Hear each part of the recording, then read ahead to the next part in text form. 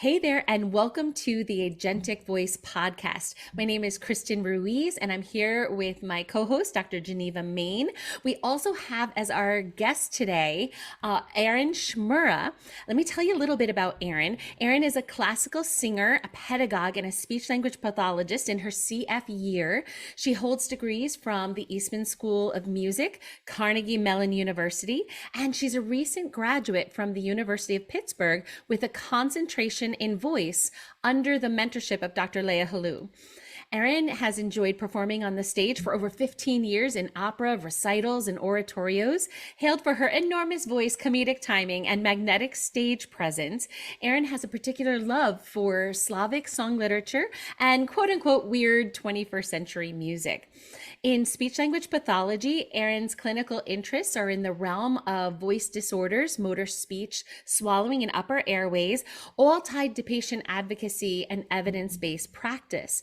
And I love this. In her free time, Erin loves to kayak, hike with her dog, and has a new hobby of breaking things and turning them into kintsugi. So Erin, we're really excited to have you here today. Hi.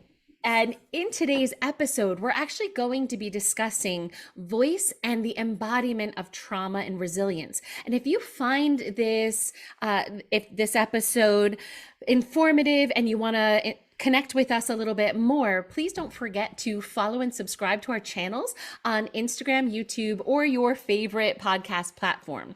And let us know what you'd love to hear more about. We like to design with you in mind. So Erin, again, welcome to today. We're really excited to have you here. Thanks for having me. It's great. So before we get into our discussion on the embodiment of trauma and resilience, let's check in to see what's new and what's good.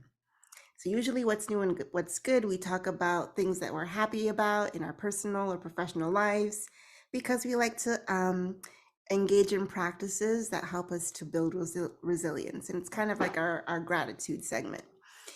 So I'll start. My big what's new and what's good might sound kind of boring actually, but for me, I'm just really happy to be at a stage in life now where I'm just like drinking water and minding my business. That is it. I am not doing anything more than that. I'm so focused on like my goals and doing what I know works for me and not being distracted, and that feels great because for a long time it felt like I was torn in so many directions that it was hard to do that. So very grateful to be in this headspace. Ooh, to have mind space and to work on that alignment with how you want to show up in the world, that's amazing. That's really beautiful. Yeah, that sounds very refreshing, Geneva. Yeah. Yeah, so not boring, actually, really inspiring. So what's up with you, Erin? Tell us what's new and what's good. So my best friend introduced me to a tropical plant nursery, and I had the time to go visit it today. And I am one of those people where if you put me in a plant store, I cannot help myself but to leave with a new plant. So I now have this like really beautiful like little plant that it's called the goldfish plant, and I'm sure it has a scientific name. I would need to look it up, but the little flowers on it look like goldfish, and it's just this cute little thing that kind of just goes with the rest of my plants. So thanks to my best friend for pointing out my new addiction store in the area. Oh my goodness, I've never heard of this plant. Yeah. I just Googled it. It's so cool looking. It has little orange flowers on it. Yeah. It made me really happy, and of course made me think of Finding Nemo. So. Yeah, awesome. Yeah, so Erin, I have to tell you, I think I've bonded with you on a whole new level because it's one of those like, well, one more plant. I actually had to get those like macrame things where you can hang them from the ceiling and go vertical because I'm out of space near my windows. So I feel like I get you on a deep level. Yeah, love it. Yeah, so that's my what's new, what's good. How about you, Kristen? I love it. Well, what's new and what's good is kind of heading into a new phase in my little family unit. My daughter is officially at university, and so she's in her third week. We've gotten lots of check-ins with her fun freshman mishaps. Does everybody remember freshman year? and all the interesting misadventures that you have as you try and figure things out. But she's doing great, and my husband and I are figuring out what it means to now have this new kind of chapter in front. And so we kind of joke around with Alyssa. Sam and I were married for 8 years before we had her. So we said, well, we had our 8 years, then we had an 18-year interruption. Now we got to get back to things. So like what? I'm just totally kidding. And my daughter's like, no, you're not getting back to things. You're just going to sit on the couch and wait for my call, But it opens up so like an opportunity to say, okay, what do I want this next chapter to look like? What do I want in my life? So kind of taking a little bit of a cue from you, Geneva, like getting back aligned to, okay, there's some new shifts, and what do I want it to look like? So getting ready to engage in what that is. And I mean, just to throw it out in case someone needs to hear it, like I never realized how much happiness was tied to doing something every day that you loved. And like how many years I was just in such a grind that I wasn't doing the things that I loved, think about that. That's crazy. Wow. So like every day now, I'm not, a proficient piano player. So like I have this piano book, practice book for adults, and I've been like playing in it like for a half hour every day, and it just makes my heart happy. Like every time I do it, I'm just like, yes, I'm working on something that I want to work on, and it's for fun. It's not to make money. It's, I mean, it could potentially help me make money, but it's for my pleasure. Wow.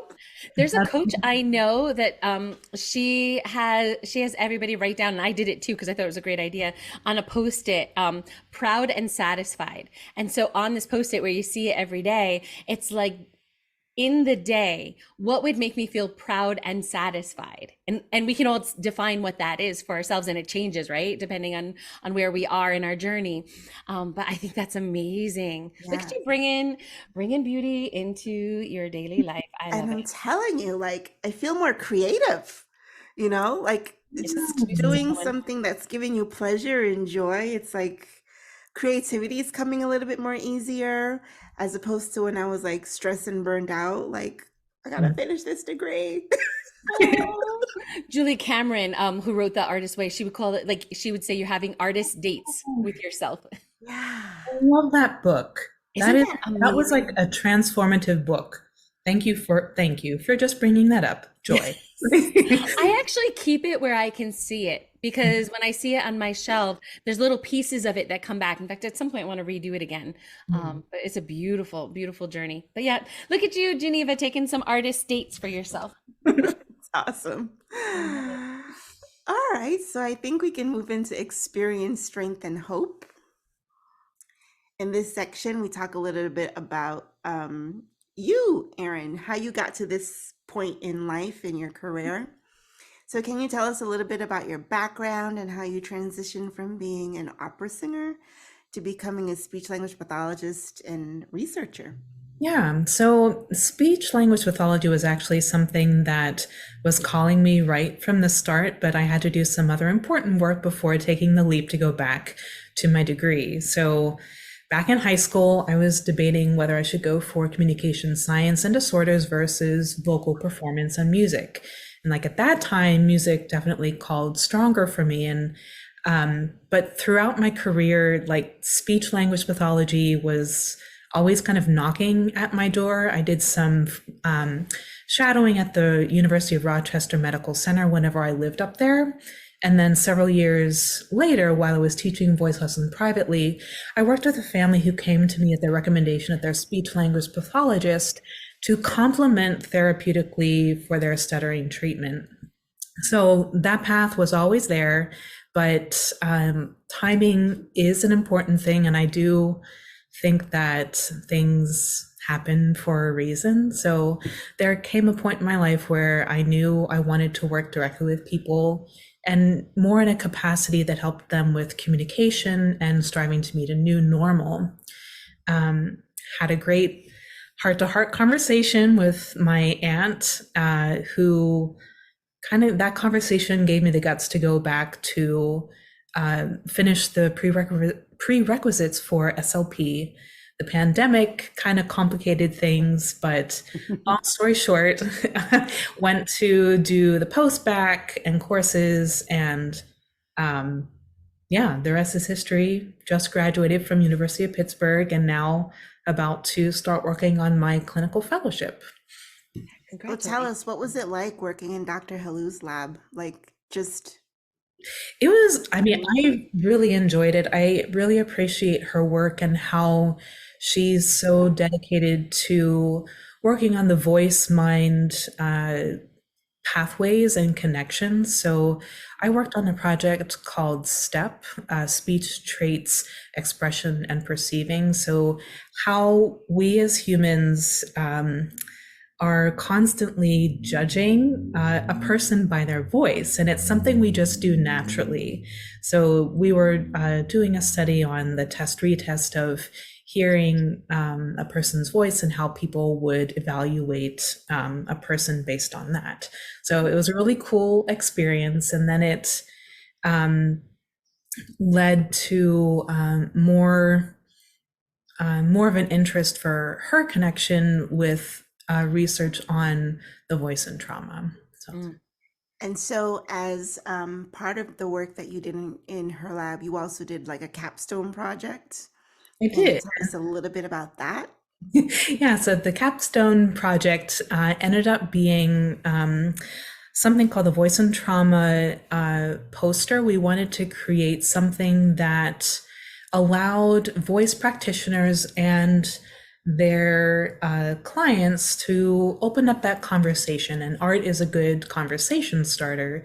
So we thought that a visual representation of all of the research that is out there currently would be a good way to continue advocating for this topic and reaching people who work with voice and people who might be curious about what's going on with their voice. So, Erin, I heard about and saw a picture of your project and this idea of trauma kintsugi. Can you talk to us a little bit about what that is and what the symbolism is to you? Sure. So the info poster itself is a poster that shows all the current evidence that's out there on the connection between a person's uh, psychosocial trauma and how their body has responded to that, and the implications it can have on the voice. Um, I was inspired by the art form, the Japanese art form of kintsugi, which is an art form that repairs pottery with gold in like this really cool way. It stems from wabi sabi and Zen Buddhism, and instead of hiding all the cracks and the blemishes, it actually highlights those fractures and elevates it to something new and something really, really beautiful in the end. And I liked that analogy because, life gets messy sometimes. And, I liked the analogy of kintsugi for this project because trauma is something that can make a person feel broken, but I wanted to use it as a source of empowerment in that it's actually a way that we can start thinking about new beginnings and going into the future with something really beautiful in ourselves. When you first had reached out to me to be one of your reviewers for the project, I immediately thought of this song that I grew up with in church. And it was this image of God or higher power, whatever you believe in, Mhm. putting you back together after you had been broken by Mm, whatever happened in life. mm, And so when you talked about the kintsugi larynx, the image I thought of right away wasn't the trauma aspect of it, but was the resilience aspect of it. mhm, mhm, Was the idea of being whole again. I mean, you still had like the fragments were still visible, you mhm. know, um, but in the case of kintsugi, they're made more beautiful. Agreed. I'm glad it resonated that way, Geneva. Yes. That was my hope for it, and it's really lovely and really inspiring art form. I'm definitely not a kintsugi master. That takes like generations to learn how to do that. But I mean, it has been a really fun and meaningful crafting project for myself to do this now. And yeah, um, and gold is quite lovely. So if you put things back together with it, it's going to be like, ooh, shiny. So, Right. It's yeah, yeah. gorgeous. Thank Well, and you. I love the idea that, it's not about celebrating the broken. It's not about being broken. It's Mhm. about seeking out wholeness, but not denying that there may be, that we have experiences along the way that, I remember hearing somebody say nobody gets through unscathed, right? Mhm. And so kind of being transparent and owning it, and then with that added beauty in there about how it all comes together.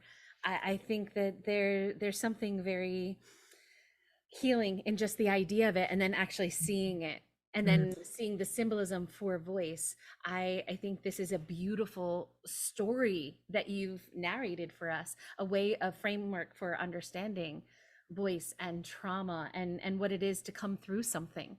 Mhm. Really beautiful.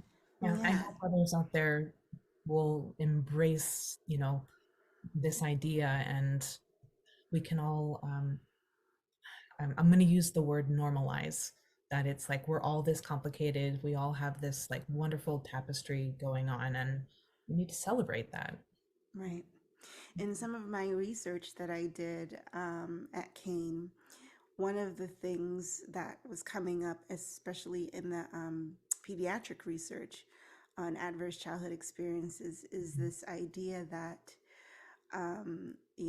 the trauma is embodied, right? Mhm. And so we know that it impacts different areas of the brain if a child doesn't have protective factors in their life. But one of the things that, especially coming out of some of the child development centers, I can't remember if it's Yale or Harvard, uh, but the idea is that because of the wonderful plasticity of our brains, Mhm. Yep.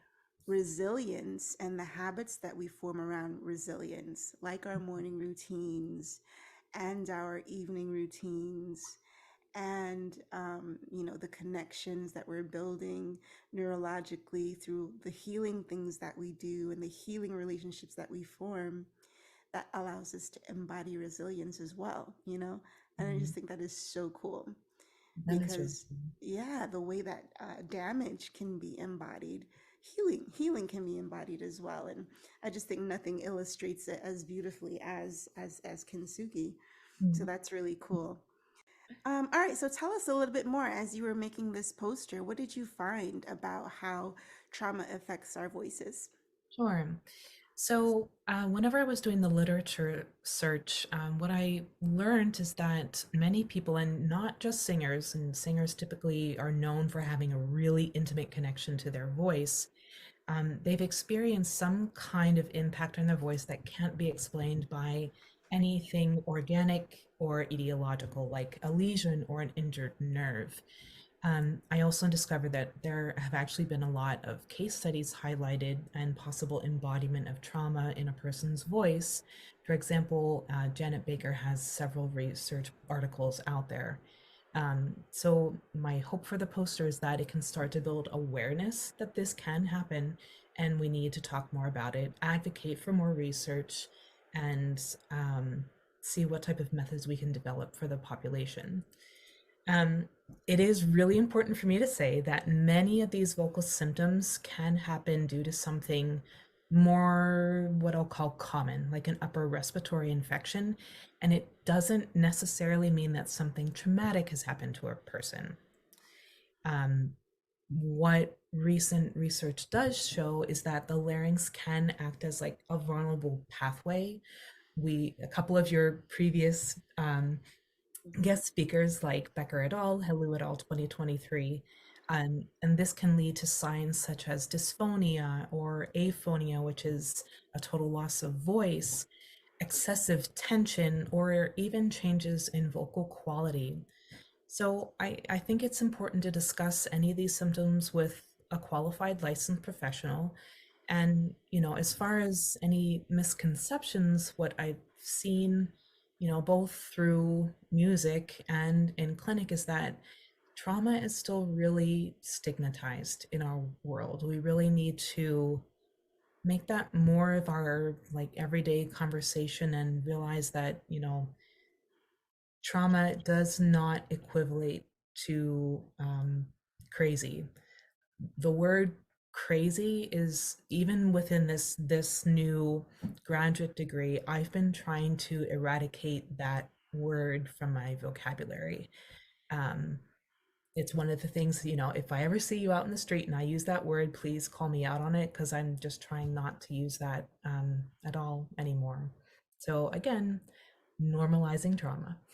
That really resonates with me because I remember when Lizzo had the big calling out. Someone called her because she had called her out because she had written spaz in her lyrics, Mm, and she rewrote the song, took the word spaz out because it's ableist, yep. and it's kind of saying that spasticity, which is Mhm, something that people can have when they have motor disorders, there's something wrong with it, right? It's said in a negative way, a pejorative way. And so I thought about, all through my life, I've done that with the word crazy, mm, or the idea of something being cray cray, yep. or loca, even doing it in other languages. Yes. Yes.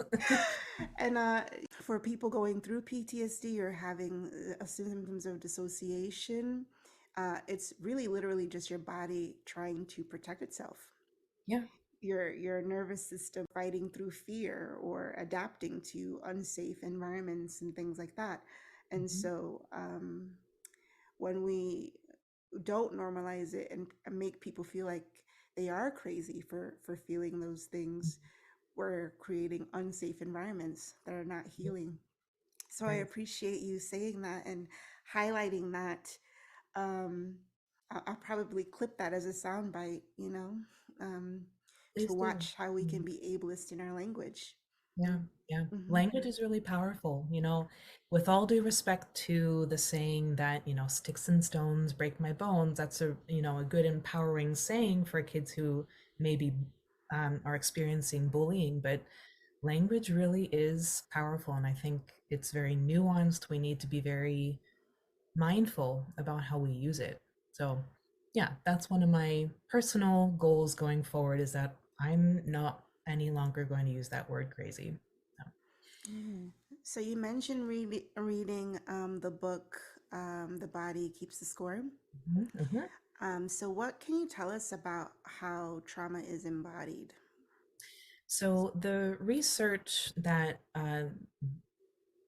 Bessel van der Kolk has been doing for his career is that it can um, lead to other signs or symptoms. Like there is a lot of research that shows that people who have experienced some sort of trauma can then experience like a heart disease or something of that nature. So I'm definitely not the expert on this particular experience, but our bodies do remember our experiences.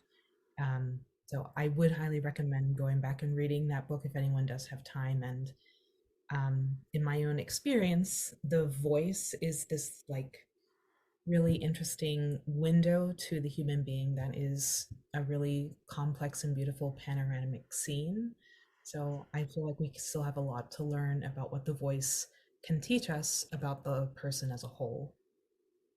Mm. Yeah, there's something that Kristen always says that I always remember in these kinds of situations. And Kristen, you always say voice is holistic, you Mm, know?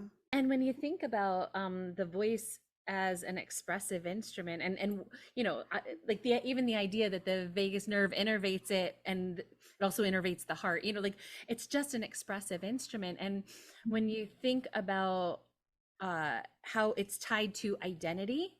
And so mm, there's the physiological aspect of it, there's an emotional aspect, there's a psychological aspect, there's a social aspect, and then when you have creativity and expressivity, you have that aspect. So the idea of it being holistic, if there's anything out of balance in any one of those areas, the voice will show it. And as somebody who, I'm always transparent about my own experiences with performance anxiety, it expresses it even when you're trying not to express it.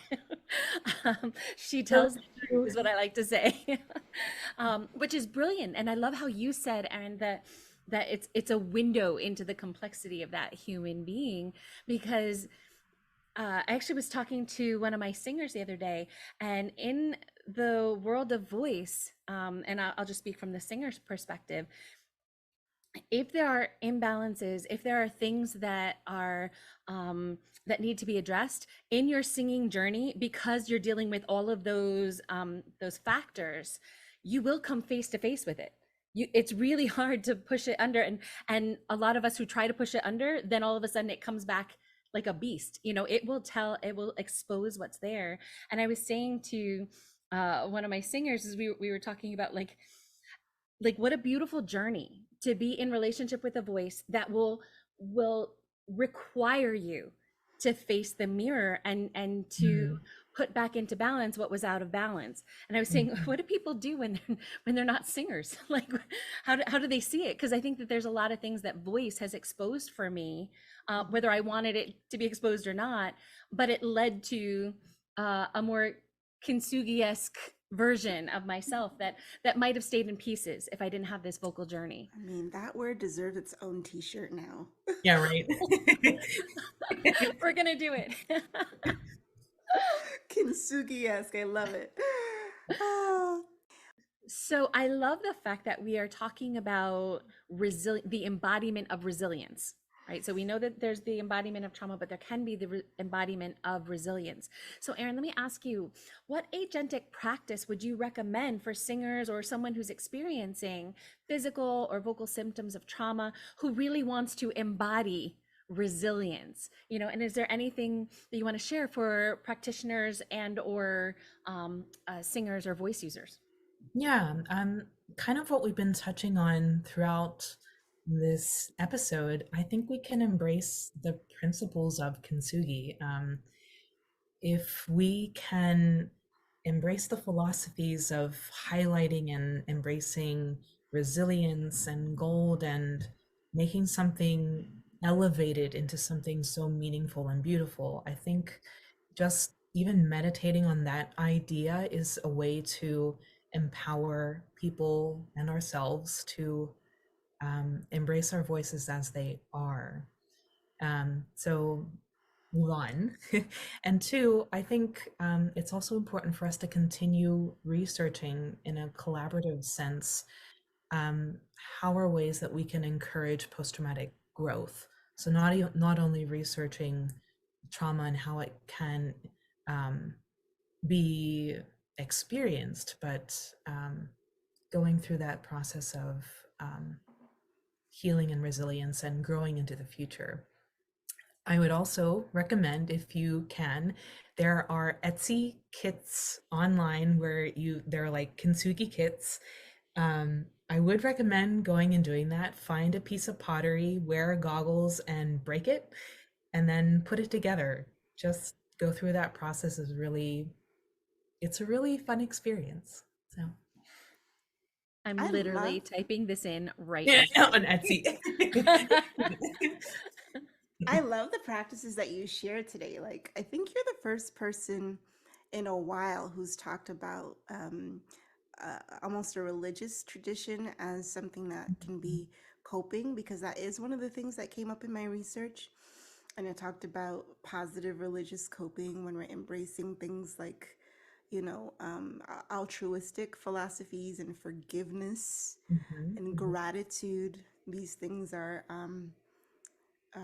things that can help us, handle trauma. So that's great. And then to the idea of embracing art form. Art Mm. has always been the original healer, right? It's true. Yeah. Before there was therapy, there was art, right? Yeah.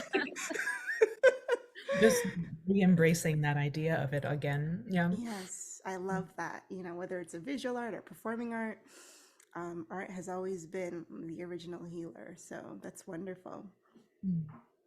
I'm working on opening up my own Etsy store. So it turns out making larynx kintsugi is a ton of fun. It's really complicated because the larynx is kind of a complicated human body part, but I got a lot of inquiries about it saying, like, I would love a sculpture that looks like this. So I'm figuring out a way to make it, one, easier and less time consuming to make these, and also to make it like cost effective. So once that is up and going, you'll be like, if you so choose, you'll be able to order your own one of a kind kintsugi larynx. That is I will so be first cool. on that list.